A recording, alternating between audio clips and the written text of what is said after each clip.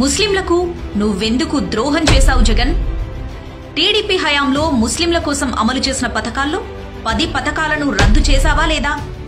దుకాన్ మఖాన్ పథకం ఏది? రోషినీ పథకం ఏది? టీడీపీ హయాంలో సుమారు 46,000 మంది ముస్లింల స్వయం ఉపాధికి 50% రాయితీతో 2.50 నుంచి 3 లక్షల వరకు రాయితీ రుణాలిచ్చారు.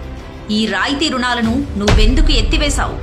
టీడీపీ ప్రభుత్వం రంజాన్ తోఫా కింద 11.25 లక్షల ముస్లిం కుటుంబాలకు పండుగ సరుకులిస్తే నువ్వు ఆపేశావా లేదా?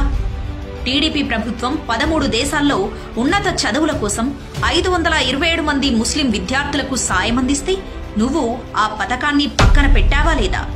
టీడీపీ ప్రభుత్వం 344 షాదీఖానాల నిర్మాణానికి లేదా మరమ్మతులకు 2 లక్షల నుంచి 2 కోట్ల వరకు సాయం అందించింది. మరి నువ్వేమిచ్చావు? టీడీపీ హయాంలో కడపలో హజ్ హౌస్ ను 90% నిర్మించారు. పూర్తి చేశావా? విజయవాడ గుంటూరు మధ్య హజ్ భవనాన్ని కట్టిస్తా అన్న నువ్వు కట్టించకపోగా టీడీపీ ఇచ్చిన స్థలాన్ని కూడా రద్దు చేశావా లేదా? టీడీపీ ప్రభుత్వం దుల్హన్ పథకం కింద 5 ఏళ్లలో 38,000 మందికి పైగా పేద ముస్లిం యువతుల వివాహానికి సహాయం అందించింది. నువ్వు ఆ పథకాన్ని 4 ఏళ్లు ఆపేశావా లేదా? చివరి ఏడాది షాదీ తోఫా అని పేరు మార్చి అందులో కూడా 10వ తరగతి చదివిన వాళ్లకే సాయం అంటూ మెలికపెట్టి పేద ముస్లిం మహిళలను ఈ పథకానికి దూరం చేశావా లేదా? టీడీపీ ప్రభుత్వం ఉర్దూ యూనివర్సిటీ ఏర్పాటు చేసింది. ప్రత్యేక ఉర్దూ డిఎస్సి నిర్వహించి 1100 మంది ఉర్దూ టీచర్ల పోస్టులని భర్తీ చేసింది. 5 ఏళ్లలో నువ్వు ఒక్క ఉర్దూ టీచర్నైనా నియమించావా? బైజూస్ ట్యాబ్స్ ఉర్దూలో పాఠాలు లేవెందుకు?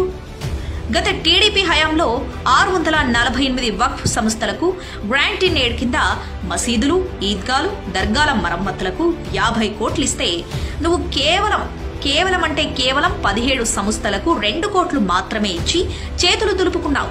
అవునా కాదా? నువ్వు హామీ ఇచ్చిన ఇస్లామిక్ బ్యాంక్ ఏమైంది? వైసీపీ హయాంలో రాష్ట్రంలో 50కి పైగా ముస్లిం మైనారిటీలపై దాడులు జరిగాయి. 10 మంది హత్యకు గురయ్యారు. ఒక్కరోజైనా నువ్వు స్పందించావా? లేదు. ఎందుకంటే జగన్ అను నువ్వు ఒక ముస్లిం ద్రోహివి.